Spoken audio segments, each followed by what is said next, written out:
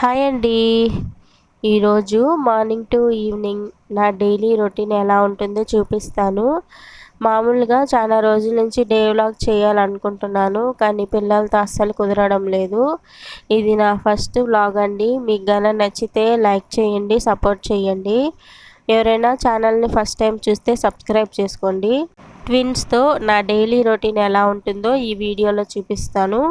పిల్లలకి రోజుకి ఒక్కో రకం బ్రేక్ఫాస్ట్ పెడుతుంటాం కదా. నేను పిల్లలకి పెట్టే వాటిలో ఇది ఒకటండి, రవ్వ ఉప్మా. నార్మల్గా పెద్దవాళ్ళ కోసం చేసినట్టు కాకుండా నేను పిల్లల కోసం ఇలాగ చేస్తాను. ప్యాన్లో 1 స్పూన్ ఆయిల్ వేసుకొని కొంచెం జీలకర్ర, కొంచెం ఎండుమిరపకాయ ఒకటి తుంచి వేసుకోవాలి. అలాగే కరివేపాకుని కాడలతో సహా ఇలా తుంచి వేసుకుంటే రిమూవ్ చేసుకోవడానికి ఈజీగా ఉంటుంది. లైట్గా ఫ్రై అయిపోయిన తర్వాత 1 కప్పు రవ్వకి 2 కప్పుల వాటర్ వేసుకోవాలండి. బాగా మరిగితే మిరపకాయలో ఉండే కారం మొత్తం వాటర్లోకి దిగిపోతుంది. తర్వాత ఆ మిరపకాయ కరివేపాకుని రిమూవ్ చేసేసుకోవాలి. వాటర్ ఇలా బాగా మరిగిన తర్వాత రవ్వ వేసుకుంటూ బాగా కలుపుకోవాలి. అంతే అండి, దీంట్లో ఇంకేమీ వేయను. ఒక్కొక్కసారి క్యారెట్ వేస్తానండి తురిమేసి, లేదంటే క్యారెట్ని ఉడకబెట్టుకొని దాన్ని మిక్సీకి పట్టేసి అది ఫ్రై చేస్తాను ఆయిల్లో. అలాగ చేస్తాను ఒక్కొక్కసారి. నేనైతే ఇలాగ ప్లెయిన్గా చేసుకుంటానండి, పిల్లలు మింగడానికి ఈజీగా ఉంటుంది కాబట్టి. 2 కప్పుల వాటర్తో పాటు ఉడికిపోయిన తర్వాత ఇంకొక కప్పు పాలు వేస్తానండి. పాలు వేస్తే రవ్వ టేస్ట్ అనేది చాలా బాగుంటుంది ఉప్మా. లాస్ట్లో ఇలాగ ఒక 2 స్పూన్ల నెయ్యి వేసుకొని బాగా కలిపేసుకుంటాను. ఇలాగ కలిసిపోయిన తర్వాత ఇప్పుడు ఇలాగే ఈజీగా ఫీడ్ చేసేయచ్చండి పిల్లలకి. చూడండి ఎంత సాఫ్ట్గా ఉందో. మీ ఇంట్లో చిన్న పిల్లలు ఉంటే ఖచ్చితంగా ట్రై చేయండి, ఇష్టంగా తింటారు. నేనైతే ఆకుకూర పప్పు చేశాను, ఇంకా పప్పుతో పెట్టేశాను. నార్మల్గా ఏమి సైడ్ డిష్ లేకపోయినా కూడా పెట్టేయచ్చండి, ఎందుకంటే దీంట్లో రవ్వ, పాలు, నెయ్యి వేసాం కదా. చాలా టేస్టీగా ఉంటుంది, ట్రై చేయండి. చూడండి మా పాప సూపర్ అని చెప్తుంది, తనకి బాగా నచ్చిందంట, తింటుంది. అలాగే పిల్లలకి కారం లేకుండా పెడితే ఇష్టంగా తింటారండి. కొంచెం కారం ఎక్కువైతే అస్సలు తినరు. ఇంకా పిల్లలకి టిఫిన్ పెట్టేసి స్నానం చేపించేసి నిద్రపోయారండి పిల్లలు. నెక్స్ట్ చూసారా, బట్టలు ఒక 10 డేస్ నుంచి వర్షం పడుతూనే ఉంది కదా. ఇంకా ఈ వానలకి బట్టలు అలాగే ఉండిపోయాయి, ఉతకలేదు. సో నేను ఇప్పుడు బట్టలు అయితే మిషన్లో వేద్దామనేసి అన్ని కుప్పలు కుప్పలుగా వేసుకున్నాను. విడివిడిగా కలర్ పోయేటివి విడిగా అలాగా వేరువేరుగా డివైడ్ చేసేసుకున్నాను. కొత్త ఫ్యాబ్ ట్రై చేద్దామని తెప్పించుకున్నానండి. ఇంకా వాషింగ్ మిషన్ బాల్స్ గురించి ఆల్రెడీ వీడియో చేసి పెట్టాను కదా. వీటిని వాడి వాటి కలర్ పోయాయి, కానీ వాటి యూజ్ అయితే ఏం లేదు. ఇంకా ఫస్ట్ రౌండ్ అయితే వేసేస్తున్నానండి. ఈరోజైతే మా వారు బాక్స్ వద్దన్నారనేసి ఇంక నేను మార్నింగ్ ఏం చేయలేదు, ఓన్లీ బ్రేక్ఫాస్ట్ ఒకటే చేశాను. ఇంకా బట్టలు మిషన్లో వేసేసి నేను వంట పనిలోకి అయితే వచ్చేసానండి. బాక్స్ ఇచ్చి పంపించిన రోజు మధ్యాహ్నంకి నైట్కి కలిపి వండేస్తాను. ఇదేంటో మీకు తెలుసా, దీన్ని పడి అరపడి అంటుంటారు కదా. ఇది అరపడి డబ్బా అండి. నాకు పెళ్ళైన కొత్తలో ఈ పడులు అరపడులు తెలిసేవి కాదు. ఎన్ని బియ్యం వేయాలంటే అరపడి పడి వేయమంటే నాకు తెలిసేది కాదు.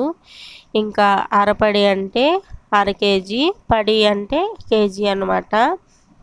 ఇంకా రైస్ అయితే కడిగి పెట్టేశాను. నెక్స్ట్ పని ఉంది కాబట్టి నేను పని ఉన్నప్పుడు సింపుల్గా అయిపోయే రెసిపీసే చూస్ చేసుకుంటానండి. ఈరోజు అయితే రసం పెట్టేస్తున్నాను.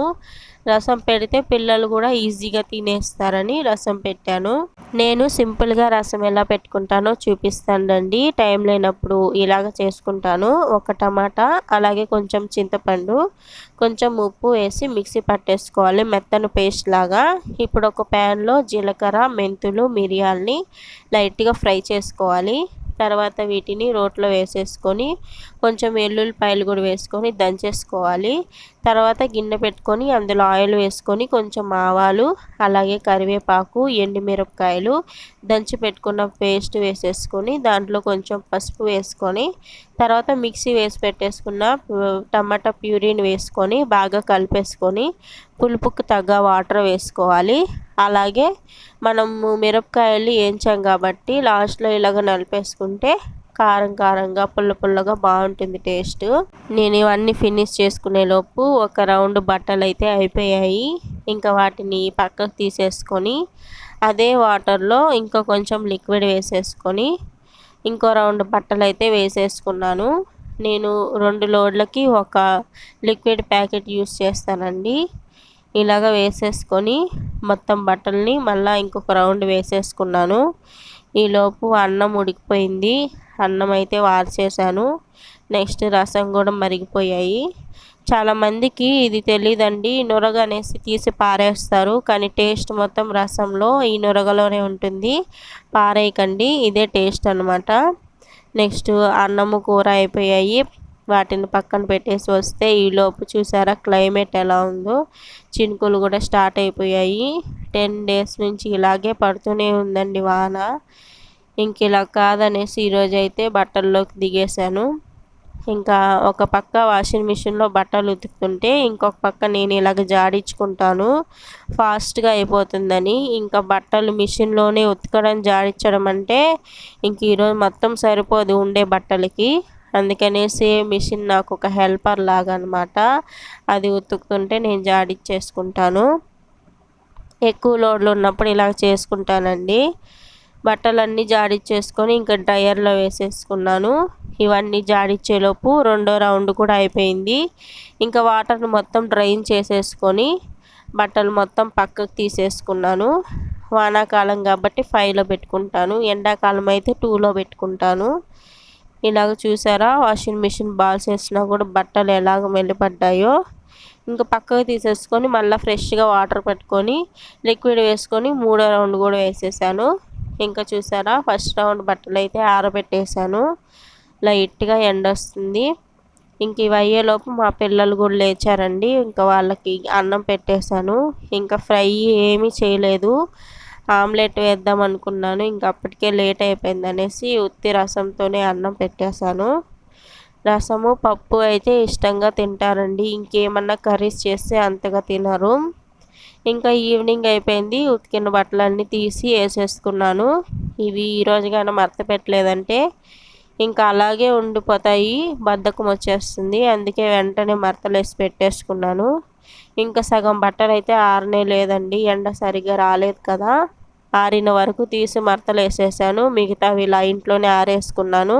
ఇదండి సింపుల్గా నా డే వ్లాగు. నచ్చితే లైక్ చేయండి, షేర్ చేయండి, సబ్స్క్రైబ్ చేసుకోండి. బాయ్ అండి.